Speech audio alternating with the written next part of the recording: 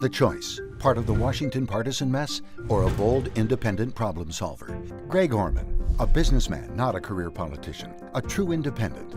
To help small businesses and cut wasteful spending in Washington, he'll work for Kansas.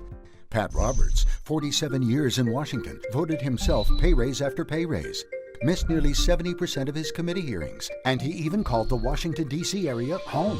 Partisanship. Gridlock. The Committee to Elect an Independent Senate is responsible for the content of this advertising.